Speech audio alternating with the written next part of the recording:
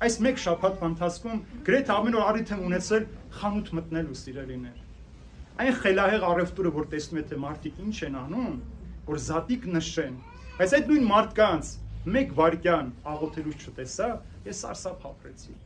Լավ, ինչքան կարող ես դու ուտելիքի համար, միթե այս տոնը ուտելու մասին է։ Միթե Քրիստոսի հարությունը հավաքվել խմելու մասին է, կենացներ ասելու մասին է։ Հակառակը այս խորհրդի մեջ այդ սեղանի շուրջ էլ քո խոնարհումը պիտի հայտնես Տիրոջը, որ Տեր, քո հարության շնորհիվ ենք մենք իրար հետ բարեկամացել։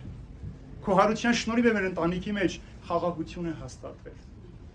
Ինչպես մի օրինակ մի աղջնակ ամեն օր աղոթում էր Աստծուն իր ընտանիքի գժտության պատճառով։ Ասում էր Տեր, այլևս չեմ դիմանում, իմ աղոթները այլևս սրտից չեն, ես դադարեցնում եմ աղոթքները։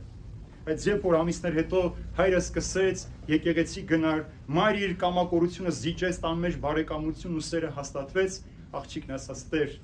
ես հասկացա, որ երբ որ ես դեռ աղոթում էի, դու արդեն նրանց սրտերի մեջ գործում էիր, որ իրենք փոխվեն, նոր մարդ դառնան եւ Քրիստոսով գանք ու մեր տան մեջ նորից սիրո շուրջը հավաքվենք։ Սա է ուտելիքի շուրջը չենք մենք հավաքում, մենք սիրո շուրջն ենք հավաքում, սիրելիներ, եւ հաղթանակի շուրջն ենք հավաքում։ Երբ որ դու մեղքի պարտության մեջ ես, դու չես կարող հավաքվել այնտեղ եւ ուրախանալ։ Այո, որ քո մեղքի այդ պարտությունը կդնես մի կողմ, Քրիստոսով հաղթանակած գերեզմանից դուրս կգաս, այդ ժամանակ Քրիստոսը քո տան մեջ հավիտենական թագավոր կդառնա։